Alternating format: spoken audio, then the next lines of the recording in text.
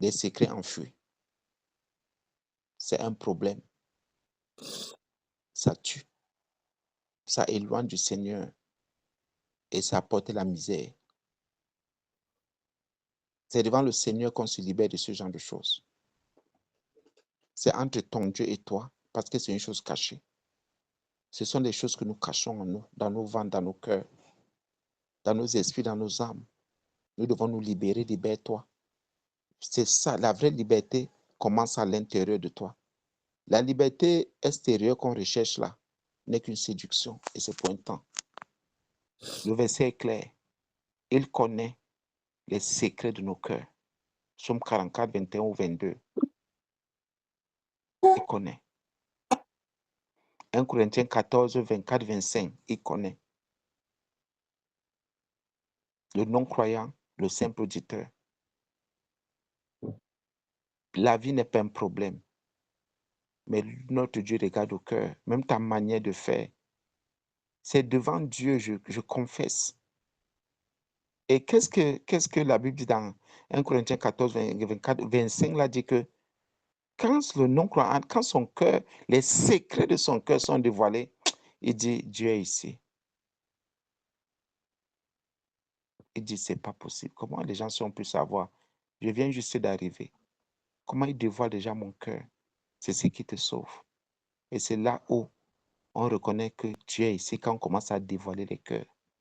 La Bible nous a tout enseigné.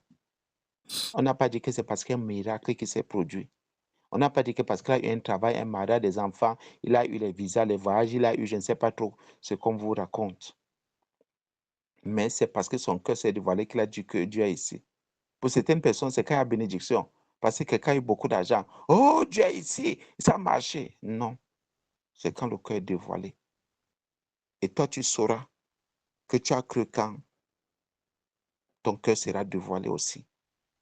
Enlève ce que tu as et que tu gardes et que tu caches. Ce qui est des secrets, qui a des secrets dans ton cœur.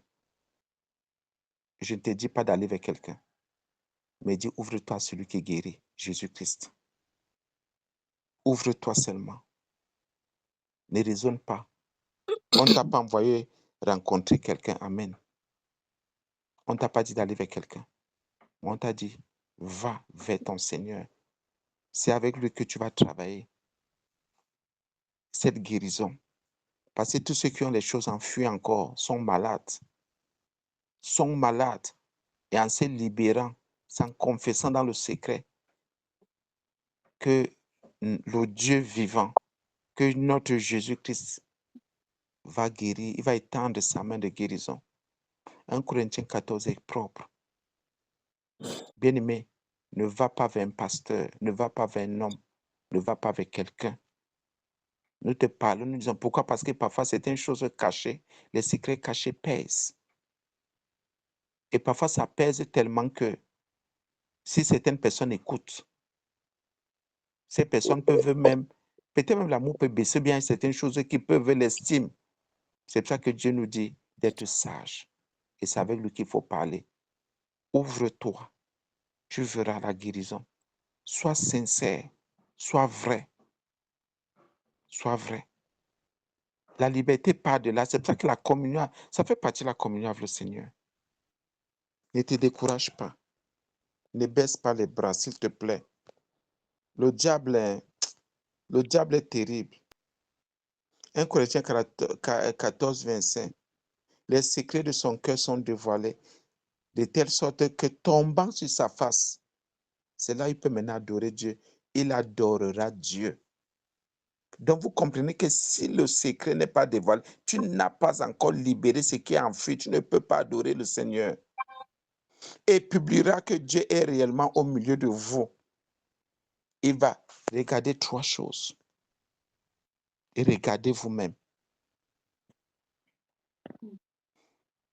Il est simple auditeur. Il est bien aimé. Oui, dévoilons les cœurs des gens, même si les gens ne sont pas d'accord. Ils vont adorer Dieu. Quand quelqu'un va reconnaître, ce n'est que l'adoration qui va l'intéresser. Parce que son cœur est libéré. Toi qui vas adorer Dieu, je vais adorer. Tu ne voudrais pas, tu ne dévoiles pas ton cœur, même toi-même, pour dire Seigneur, tu sais, voici ce que moi j'ai le secret, les secrets cachés par le Seigneur bien-aimé. Tu verras la guérison. Tu vas bien adorer sans problème. Il n'y aura plus un frein. Dans les secrets cachés, les péchés cachés sont des freins à l'adoration, sont des problèmes pour nous. Tu vas adorer, tu veux chanter, tu veux servir. Mais le Seigneur dit que tu ne t'es pas encore libéré.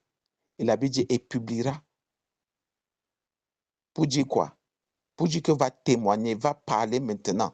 La personne va dire ici. Il y a le mot publier, donc public. La personne va évangéliser. La personne va dire, quoi? Bien, mais écoutez bien le témoignage. Le témoignage n'est pas parce que quelqu'un a été béni. Amen. Le témoignage n'est pas parce que quelqu'un a été béni. Mais le témoignage parce que, il y avait un fond qui était caché. Des secrets et c'est remonté.